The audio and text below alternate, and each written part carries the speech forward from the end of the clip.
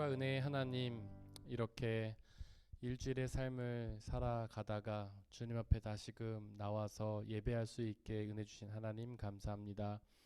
하나님, 이 시간 세상을 향해 있던 우리의 눈과 귀가 주님께로 향하게 하시고, 우리의 마음과 뜻과 정성이 하나님께로 향하게 하시고, 오직 하나님을 생각하고 기억하며 하나님을 높여드리며 하나님께서 주시는 놀라운 은혜를 받아 누리는 귀한 시간으로 채워주시옵소서. 우리 주 예수 그리스도의 이름으로 기도드렸습니다. 아멘. 우리 함께 찬양하겠습니다.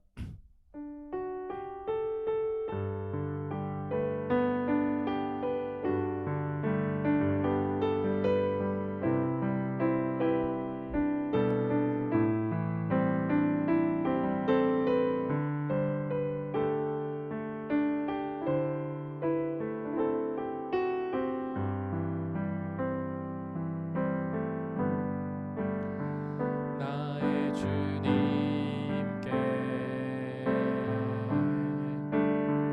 찬양 드리며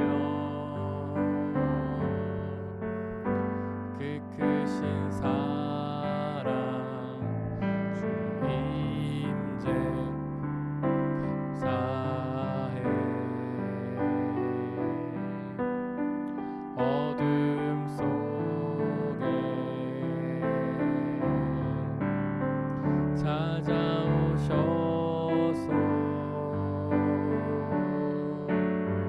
주님의 영광 보게 하시네. 의심하는 나를 손 내밀어 잡아주시네. 두려운 맘 내려놓고 주 바라봅니다.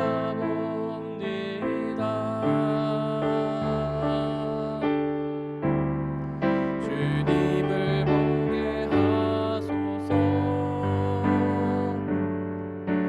나를 붙드소서. 내 뜻과 내 생각 내려놓고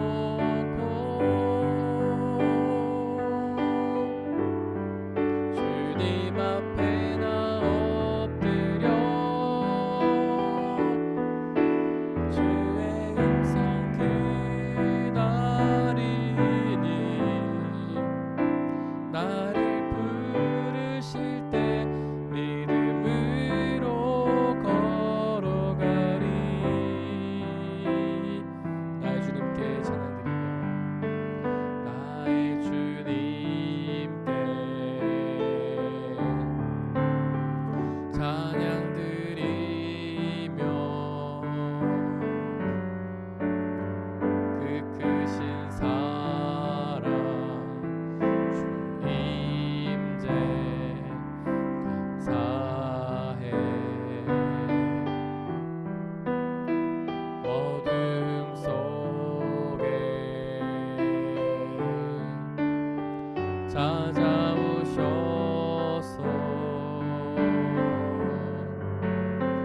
주님의 영광 보게 하시네.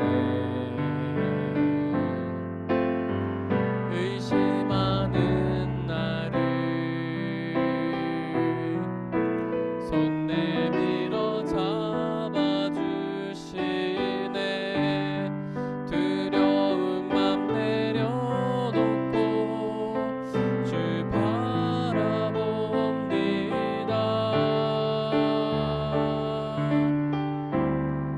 주님을 보게 하소서. 나를 붙드소서. 내 뜻과 내 생각 내려놓고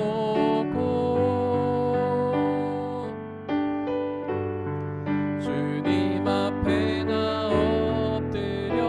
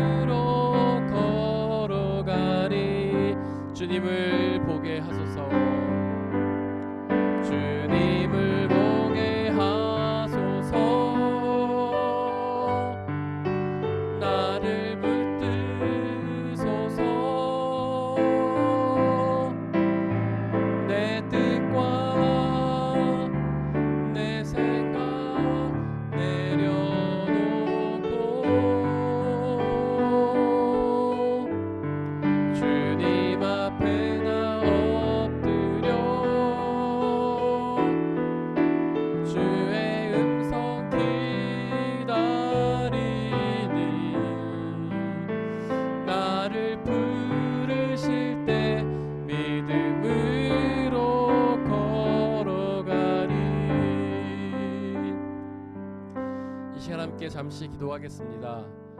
이 시간 오직 우리가 주님을 향해 우리의 마음과 뜻과 정성을 모으게 하여 주시고, 주님이 우리를 부르실 때에 아멘으로 응답하며 주님 앞으로 나아가겠다고, 그래서 주님이 주시는 그 은혜를 받아 누리며 주님의 뜻에 순종하며 주님 주시는 구원을 받아 누린 우리가 되게 해달라고 이 시간 함께 기도하겠습니다. 하나님 그 뜻 가운데 우리가 순종하며 나갈 수 있게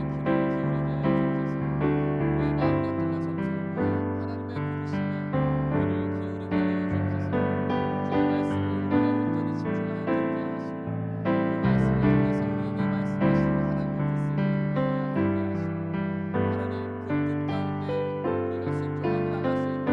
역사하여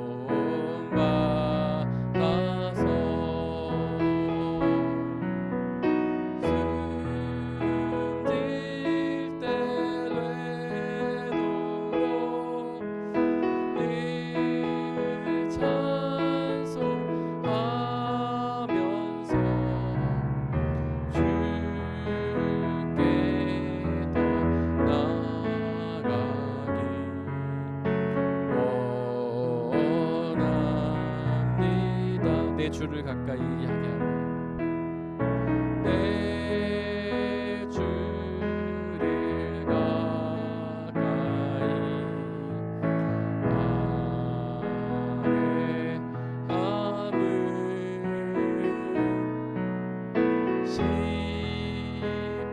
십자가 짐 같은 고생이나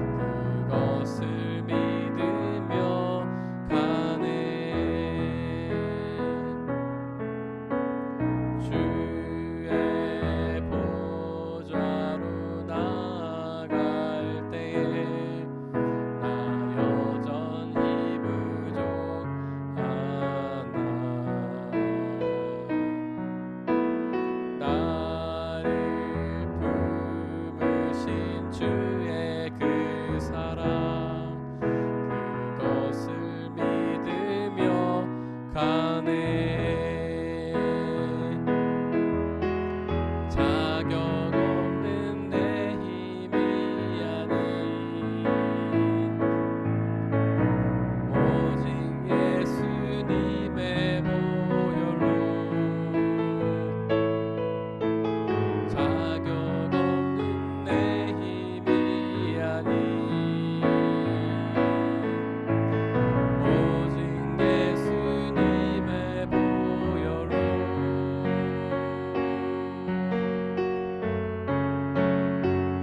십자가의 보혈 완전하신 사랑 힘입어 나아갑니다.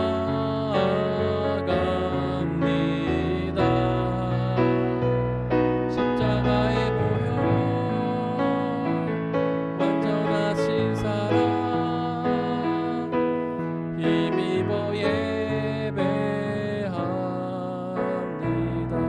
주의 보좌로 나아갈 때 주의 보좌로 나아갈 때에 어떻게 나가야 할까? 나를 구원한 주의 십자가 그것을 믿으며 가네. 주의 보좌로 나아갈 때에 나 여전히 부족하나. 나를 품으신 주의 십자가 그것을 믿으며 가네. 자격 없는 내 힘이 아닌 오직 예수님의 보혈로 자격 없는 내 힘이 아닌 오직 예수님의 보혈로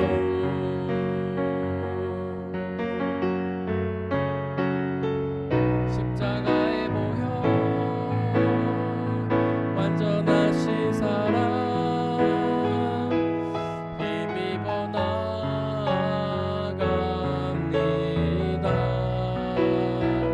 십자가의 보혈 완전하신 사랑 힘입어 예배함.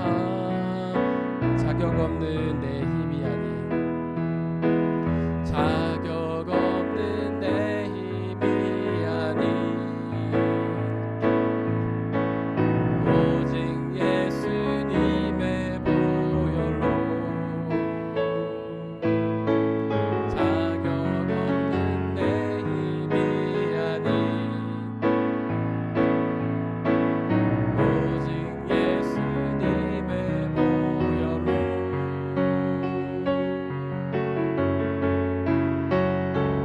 십자가의 보혈 완전하신 사랑 힘입어 나아갑니다.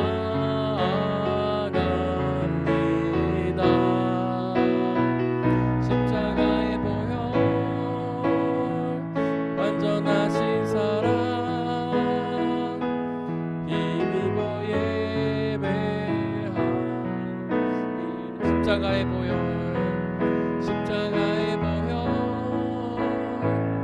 완전하신 사랑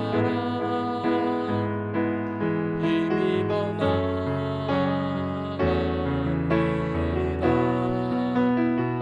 십자가의 보혈 완전하신 사랑 힘입어 예배합니다.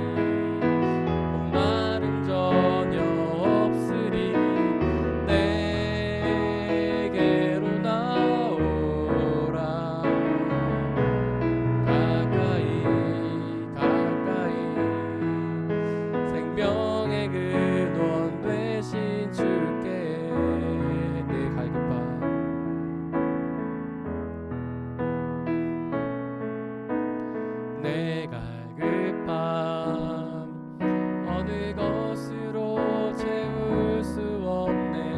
내 갈급함 상한 나의 심령에 내 갈급함 부르짖는 소리 들으소서. 내 갈급함 주의 음성 들리네.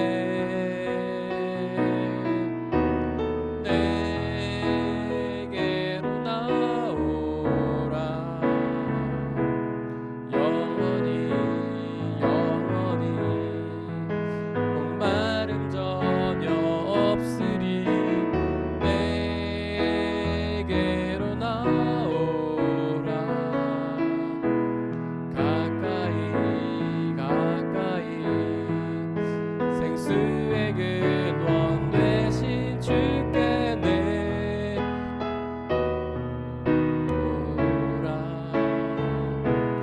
영원히 영원히 목마름 전혀 없으리.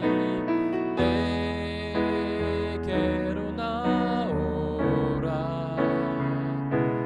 가까이 가까이 생명의 근원 되신 주께 내 갈급함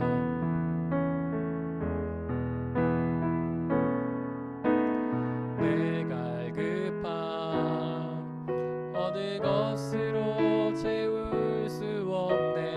내 갈급함 상한 나의 심령에 내 갈급함 부르짖는 소리 들으소서. 내 갈급함 주의 음성 들리네. 내게로 나오라. 영원히 영원히 목마름 전혀 없으리. 내게로 나오라. 가까이 가까이 생수의 근원 되신 주께 내게로 나오라. 영원히 영원히 목마름 전혀 없으리. 내게로 나오라. 가까이 가까이 생명의 근원 되신 주께 내게로 나오라. 내게로 나오라. 영원히 영원히 목마름 전혀 없으리. 내게로 나오라. 가까이 가까이 생수의 근원 되신 주께 내게로 나오라. 영원히 영원히 목마름 전혀 없으리. 내게로 나오라. 가까이 가까이 생명의 근원 되신 주께. 이 시간 우리 주님께서는 저희를 간절히 부르십니다. 내게로 오라고, 내게로 가까이 오라고, 내게로 와서 내게 있는 영원한 생명수를 마시라고, 나에게 와서 나에게 있는 기쁨의 생명수를 마시라고. 우리는 그 부르심에 응답하여 주님께로 가길 원합니다.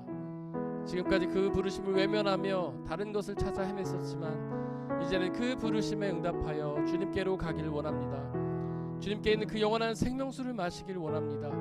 그 생명수를 마심으로 영원한 생명과 기쁨을 누리길 원합니다. 이 시간 주님 앞에 나아가겠습니다. 저희를 더욱 강력한 성령의 손길로 붙들어 주옵소서. 이 시간 함께 기도하겠습니다.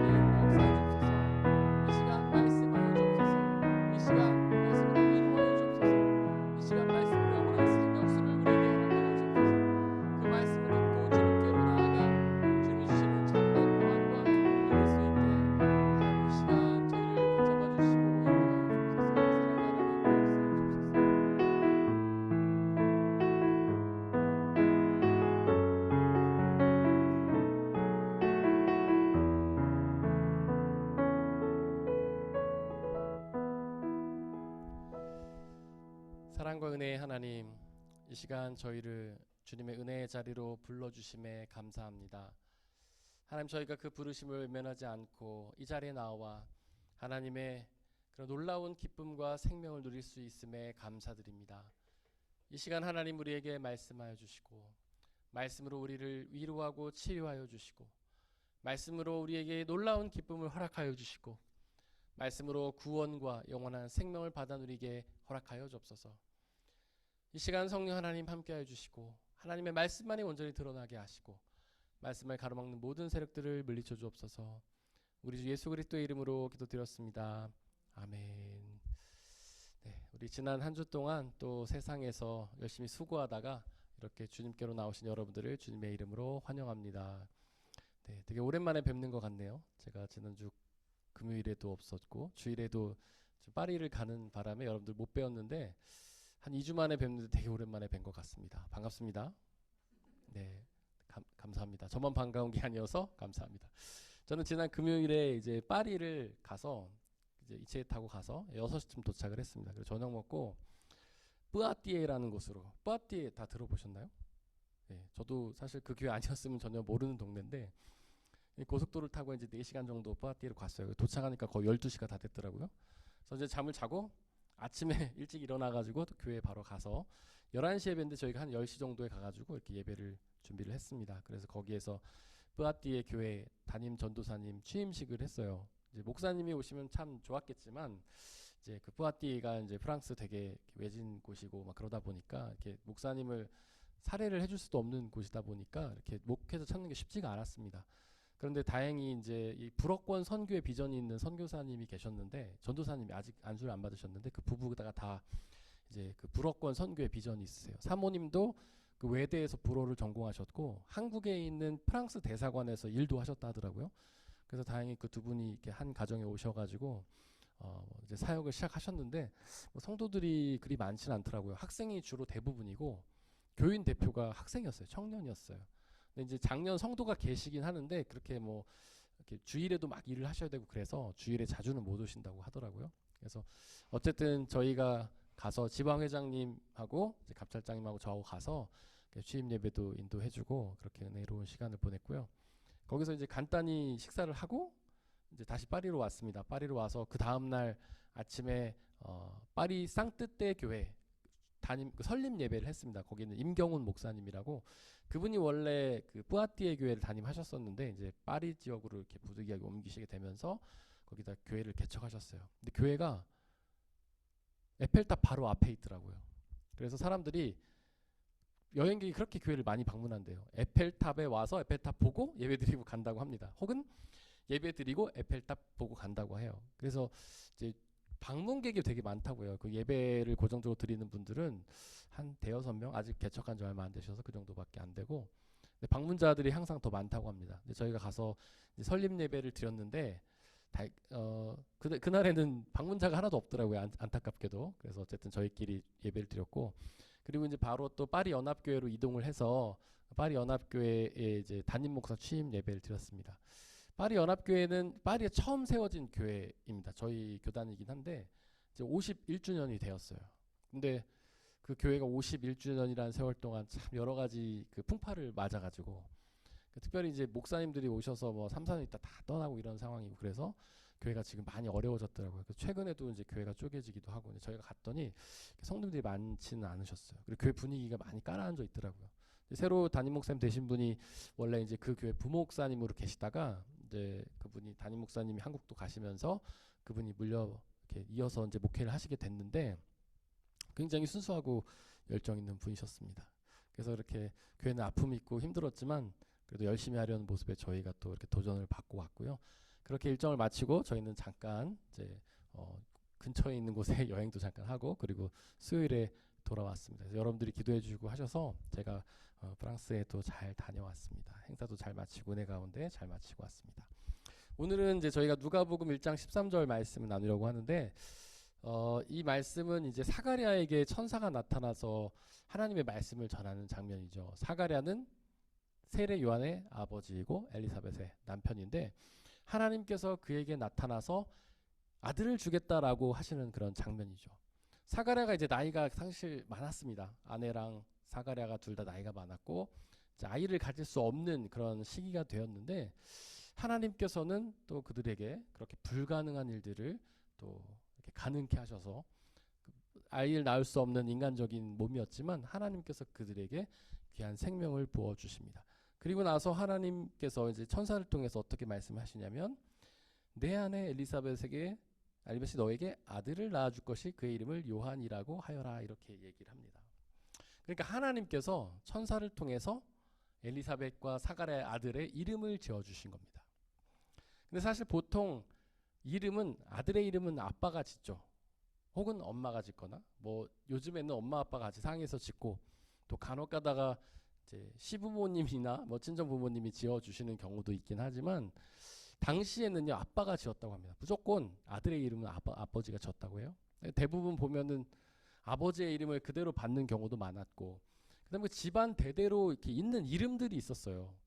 그래서 어떤 집안에는 그런 이름들을 돌아가면서 막 이렇게 했고, 또 B라는 집안에는 여러 이름들을 돌아가면서 사용을 했단 말이죠. 그래서 그 집안의 이름들을 이렇게 뭐 특별히 다른 새로운 이름을 짓기보다는 그 집안에 있는 이름들을 이렇게 아버지가 돌아가면서 짓는 그런 거였어요. 이제 우리나라 치면 항렬이랑 비슷한 것 같습니다. 항렬이 다 있잖아요. 이렇게 집안에 보면은 김씨 집안에 항렬이 있죠. 저는 사실은 저희 항렬이 형자예요. 형자. 제 이름에 형자가 들어갔어야 됩니다. 가운데 형자. 근데 저희 아버지 어머니는 좀 깨신 분이라고 해야 되나? 깨신 분이라고 해야 되나? 그래서 항렬을 따르지 않고 저희를 이렇게 다른 이름을 지으셨는데, 원래는 형자여야 합니다. 그래서 저희 사촌들은 다 형자 돌림이에요. 형욱이, 형민이 막 다 이래요.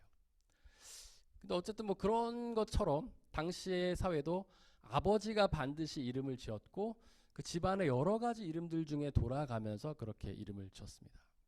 근데 하나님께서 이 사가랴에게 그 아들의 이름을 주시는데 요한이라고 주셨어요. 근데 나중에 보면 나오겠지만 이 사가랴 집안에 요한이란 이름은 이렇게 있지 않은 이름이었어요. 다른 집안에 있었고 자기 집안에는 없는 이름이었어요. 이 사가랴가 제가 저번에 말씀드렸죠. 이게 이제 헬라어 발음이고 히브리어 발음으로 하자면은 스가랴죠. 우리가 구약 성경에 보면은 스가랴서 있지 않습니까? 이 스가랴서가 히브리어 발음이고 똑같은 문자를 헬라식으로 읽으면 그게 사가랴예요. 그러니까 그 사가랴 집안은 우리가 얘기를 했지만 제사장 집안이고, 이 집안 전통적으로 내려온 어떤 이름들이 있었을 거예요. 근데 그 이름 중에는 요한이라는 이름이 없었습니다. 근데 하나님께서 어느 날 갑자기 너의 아들의 이름을 요한이라고 하여라, 이렇게 얘기를 하신 거예요. 이건 크게 두 가지 의미가 있습니다. 첫 번째로는 하나님께서 요한의 아버지가 되어주시겠다, 이란 뜻이죠. 되시겠다. 당시에 이름을 짓는 권한은 아버지의 권한이라고 제가 말씀드렸죠. 그러니까 하나님께서 그 아들의 이름, 요한의 이름을 지어주신 것은 내가 그의 아버지가 되겠다라는 뜻이죠. 물론 하나님은 창조주시고 하나님은 이 모든 우주 만물의 모든 생명들에게 생명을 주셨기 때문에 하나님은 우리 모두의 아버지십니다. 우리 모두는 그분의 아들이죠. 자녀죠. 딸이죠. 하지만 하나님께서는 여기서 좀 더 특별한 의미로 내가 그 아들을 완전 책임지시겠다. 내가 그 아들을 평생 함께 동행하면서 그의 필요를 채워주고 그의 삶을 인도해 나가겠다라는 선언이신 거예요. 물론 하나님께서는 우리가 이제 그런 이야기 하지 않습니까? 은혜라는 표현을 하죠. 은혜는 다른 말로 하면 선물이죠. 우리가 받아 누리고 있는 것들이 다 하나님의 은혜죠. 우리가 먹고 마시는 것도 하나님의 은혜고 심지어는 우리는 믿음도 은혜입니다. 제가 지난 시간에도 여러 번 말씀드렸지만 우리의 의지와 노력으로 하나님을 믿는 것 같지만 그게 아니라고 말씀드렸죠. 성령 하나님께서 우리의 마음을 사로잡아 주시고 우리 가운데 믿음을 불어넣어 주셨기 때문에 우리 하나님을 믿게 된 거예요.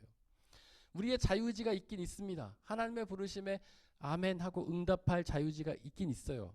그 자유의지로 하나님께 응답을 해야만 우리가 그분의 자녀가 되는 게 맞습니다. 하지만 그 자유의지는 아주 미약하다고 제가 말씀드렸죠. 마치 겨자씨처럼 아주 미약한 겁니다. 하나님의 부르심이 훨씬 더 큰 거예요. 그래서 하나님이 우리를 부르실 때에 우리에게는 그것에 아멘이나 불순종할 수 있는 선택의 여지가 있기는 하지만 별로 의미는 없어요. 하나님이 강하게 부르신다면 우리는 그 부르심에 끌려가게 돼 있는 겁니다. 하나님께서는 이 요한을 더욱더 강력한 은혜로 부르신다는 뜻이에요. 내가 아버지가 되겠다. 내가 요한에 가까이 있으면서 그를 더 강력한 은혜로 부어주겠다.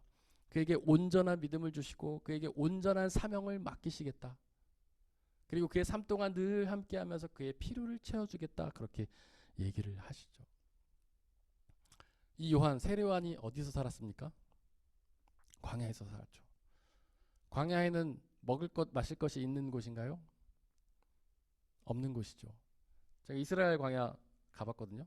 세례 요한 그 외쳤다는 그 광야 가봤는데 정말 아무것도 없습니다. 가끔 오아시스가 있는데 거기만 풀이 자라고 물도 있고 그렇고 그 외의 지역엔 정말 아무것도 없어요. 근데 세례 요한이 그 광야에서 뭘 먹고 살았습니까? 메뚜기와 석청. 석청은 꿀 비슷한 거죠. 돌에서 자라나는 꿀 같은 거잖아요. 석청이라는 게. 맞죠? 어쨌든 제가 알기로는 그렇습니다. 제가 틀리면 나중에 조사해보고 다시 말씀드릴게요. 어쨌든 메뚜기랑 석청. 사실 광야에는요 메뚜기와 그런 꿀 같은 게 있을 곳이 아니잖아요.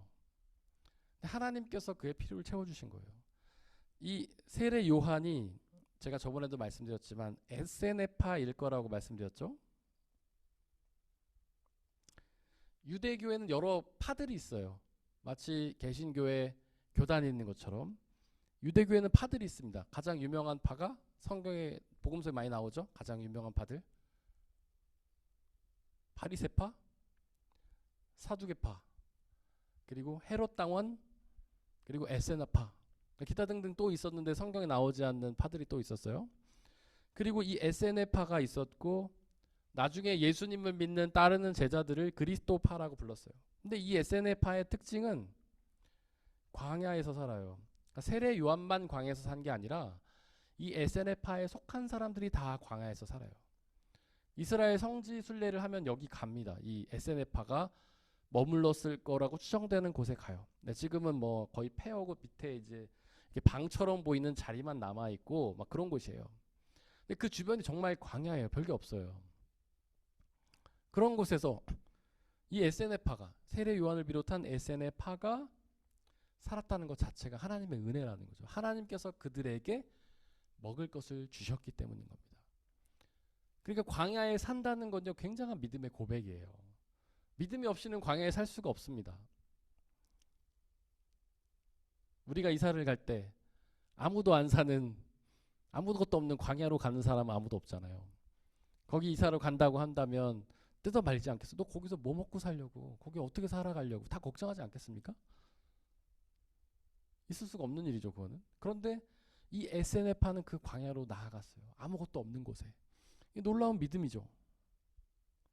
그런데 하나님께서는 그들에게 이 놀라운 은혜를 주셔서 마치 이스라엘의 광야에서 40년간 만나와 메추라기를 공급받았던 것처럼 이들도 또한 그 광야에서 메뚜기와 석청을 공급받으면서 살아갈 수 있었습니다. 하나님께서 이 요한에게 놀라운 은혜를 주신 거예요. 하나님께서 요한에게 아버지가 되어 주신 거죠. 그냥 아버지가 아니라 아주 특별한 아버지가 되어 주신 거죠.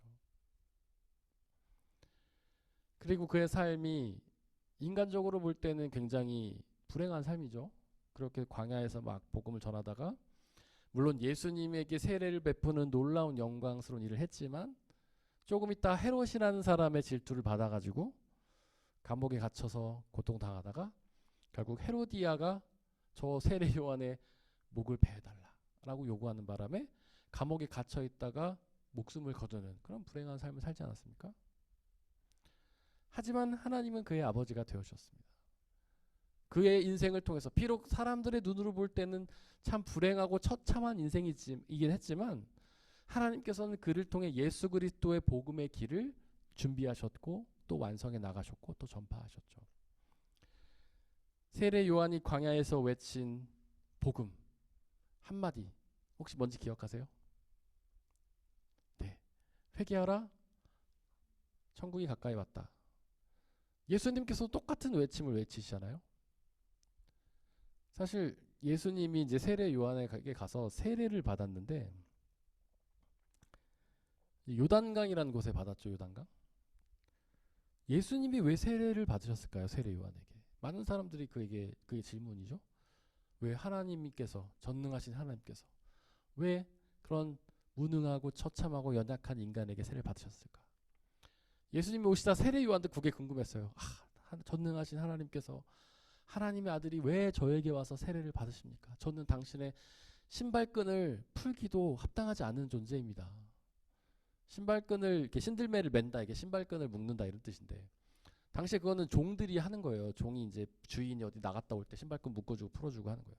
근데 그 종의 역할조차도 할 수 없을 만큼 자기를 약하고 무능하게 본 거예요. 세례 요한. 그런데 예수님께서는 그 세례 요한에게 세례를 받으십니다. 그 이유가 무엇이냐면 바로 세례 요한이 광야에서 했던 하나님 나라 운동을 자기도 예수님께서도 동참한다는 걸 알리시기 위해 세례를 받으신 거예요. 세례 요한이 먼저 하나님 나라를 선포하고 있었어요. 예수님보다. 우리가 잘 알죠? 예수님의 복음의 핵심은 하나님 나라죠. 예수님은 사역을 시작하면서 가장 먼저 하나님 나라를 얘기하셨고 복음서 내내 하나님 나라를 얘기하셨잖아요. 근데 그보다 먼저 그 하나님 나라를 선포한 것이 바로 세례 요한이란 말이에요. 그 예수님께서 전능하신 하나님의 아들께서 세례 요한의 그런 하나님 나라의 선포에 동참하신 거죠. 그게 세례 요한으로서 얼마나 큰 영광이겠습니까? 바로 하나님께서 아버지가 되셔서 그에게 그 운동을 준비하도록 도움을 주신 것이죠.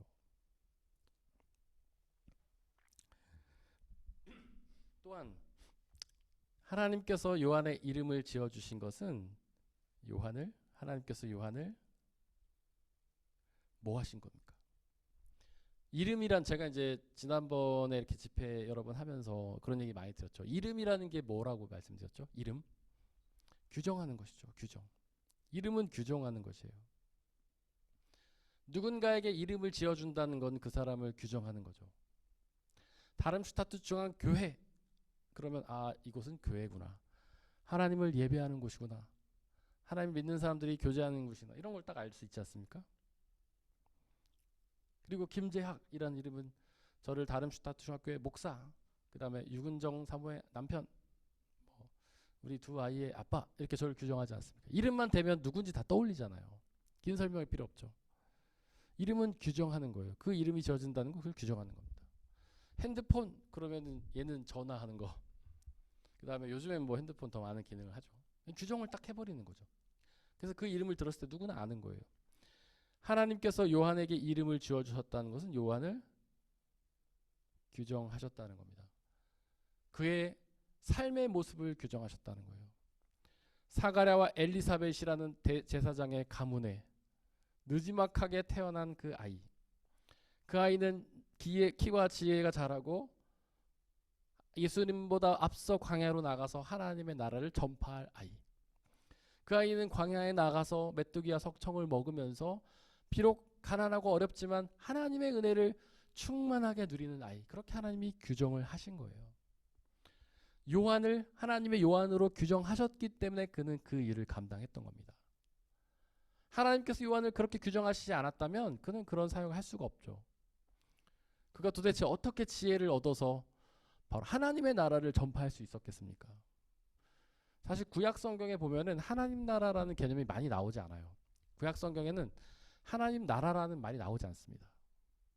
부활의 개념도 없어요. 그 이유가 뭐냐면 하나님 구약 성경에는 어쨌든 하나님 나라의 개념이 하나님께서 이미 선포하시지 않은 거예요. 근데 누구를 통해서 가장 먼저 그 나라를 선포하셨는가? 바로 요한인 거죠. 그러니까 요한이 구약 시대에 선포되지 않았던 그 어떤 예언자도 많이 말하지 않았던 하나님의 나라를 알 수 있었던 것은 하나님이 가르쳐 주셨기 때문인 거예요. 그 요한에게 하나님의 나라에 대해서 알려주시고 그것을 전하라고 규정하셨기 때문인 거죠. 하나님께서 요한이라는 사람을 규정하셔서 그의 삶이 그렇게 되도록 규정하신 거예요. 광야에 나가서 메뚜기와 석청을 먹으면서 비록 고난이 가득한 삶이지만 연약하고 힘든 삶이지만 하나님의 복음을 전하는 삶으로 이렇게 규정하신 거죠. 그렇게 하나님께서 요한의 이름을 지어주고 규정하신 것처럼 하나님께서는 저와 여러분들을 다 규정하고 이름 지어주십니다. 여러분들의 삶이 그러한 이유는 하나님께서 그렇게 규정하셨기 때문이죠. 여러분들의 모습이 그러한 이유는 하나님께서 여러분들 그렇게 규정하셨기 때문인 거죠. 저는 사실 제 키에 불만이 별로 없습니다. 저는 아주 만족하면서 살아요. 별로 좀 만족합니다. 키 크신 분들 보면 뭐 그분의 나름대로 좋은 점이 있지만 저는 작은 거 나름대로 좋습니다. 물론 공기가 좀 더 안 좋다는 그런 단점이 있을 수도 있고 그렇지만 저는 만족하면서 살아요. 이제껏 제 키가 너무 작아서 불만스러운 적은 한 번도 없었어요. 막 이렇게 컴플렉스를 가져보거나 이런 적은 없었습니다. 하나님께서 이렇게 규정하셨기 때문인 거예요.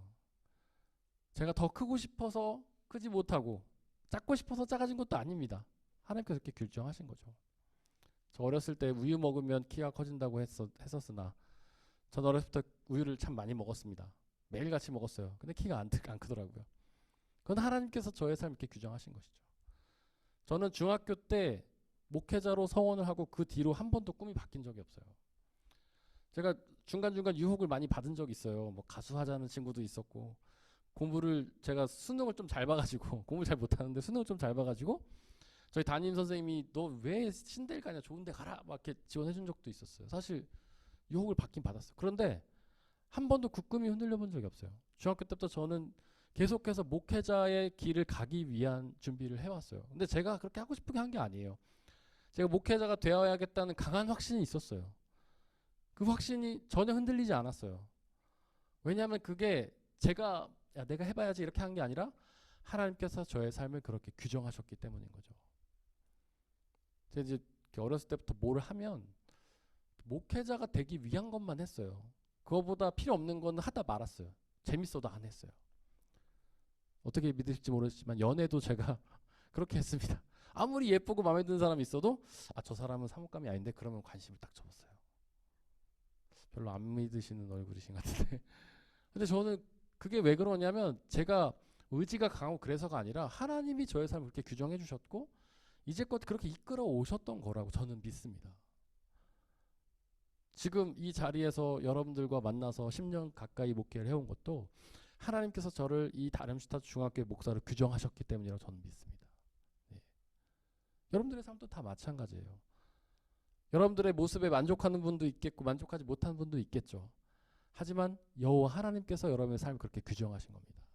지금 그 모습 그대로 이 자리에서 어떤 일을 하든지 하나님께서 여러분들을 그렇게 규정하신 거예요. 그것을 믿으면 어떤 상황에서도 감사하게 됩니다. 사실 이제 저희 딸이 아프고 나서 이제 많이 힘든 점도 많이 있었어요. 근데 그 사실을 믿으니까 감사하게 되더라고요. 물론 이렇게 생각을 하면 가슴 제가 이렇게 누군가 좀 요즘 어때 그러면은 제가 뭐 잘 지내요 이렇게 하면서 그런 얘기를 하거든요. 가슴 속에 불타는 돌이 들어있는 것 같은 느낌이다. 가슴이 쓰리기도 하고 무겁기도 하고. 그런데 이렇게 가슴이 아픈 건 사실이지만 저는 그냥 감사하게 진심으로 감사합니다. 먹지로 감사하려는 게 아니라 그냥 감사해요. 왜냐하면 하나님께서 그 아이의 삶을 그렇게 규정하신 것이기 때문에, 그 아이의 삶을 통해서 하나님이 놀라운 역사를 이룰 것을 믿기 때문에 저는 감사합니다.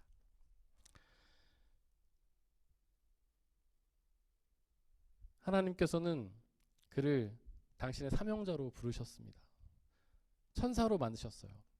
천사를 통해서 하나님께서 그에게 말씀을 하시면서 천사의 사명을 맡기셨어요. 제가 그런 말씀 드렸죠. 천사가 무슨 뜻이냐면 앙겔로스라는 말입니다. 천사는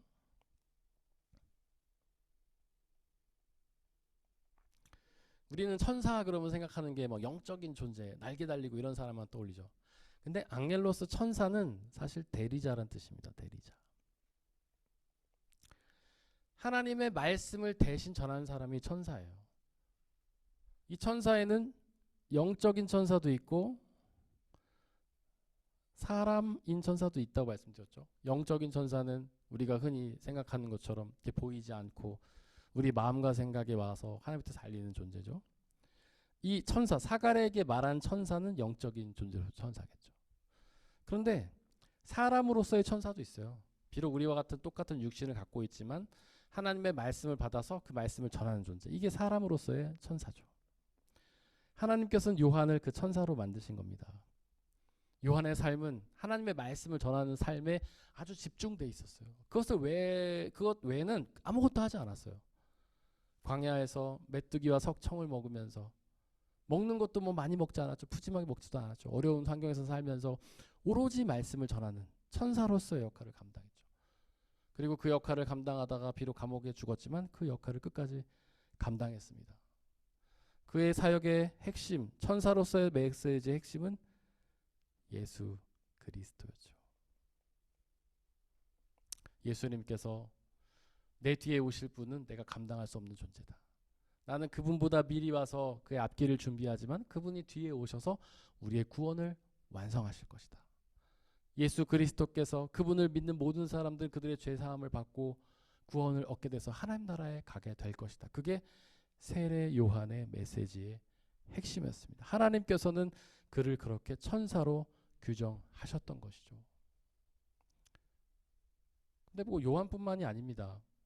하나님은 모든 사람들을 당신의 사람으로 부르셔서 천사로 만드세요. 당신의 복음을 전하는 천사로 만드십니다. 그래서 우리 모든 사람들은 예수 그리스도의 복음, 하나님 나라의 복음을 전해야 될 사명을 갖고 있어요. 단지 차이가 있다면 사도와 제자의 차이죠. 사도와 제자의 차이도 제가 전에 말씀드린 적 있었죠.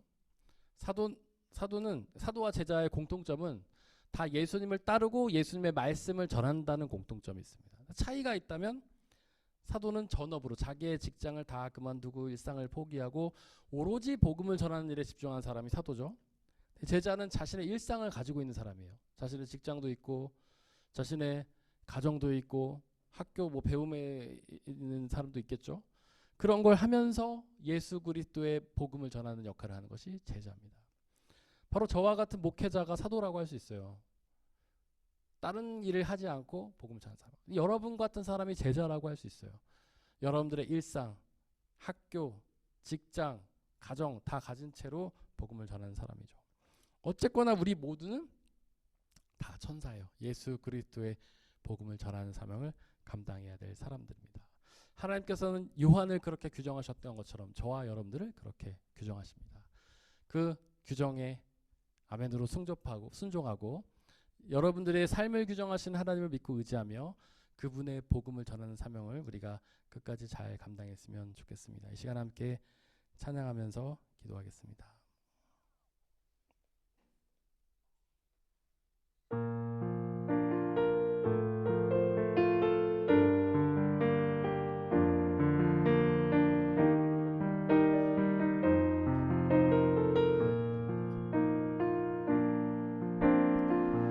힘들고 지쳐 하고 넘어져 일어날 힘 전혀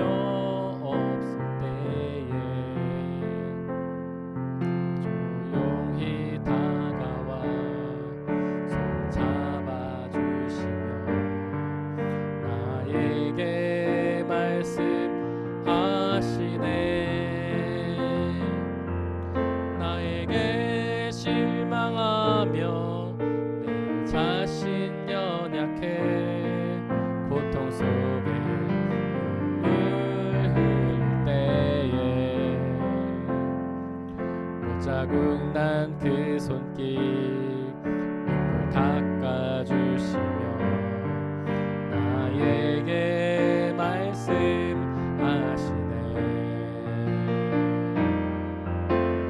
너는 내 아들이라. 오늘날 내가 너를 낳도다. 너는 내 아들이라. 나를 사랑하는 내 아들이라. 힘들고 지쳐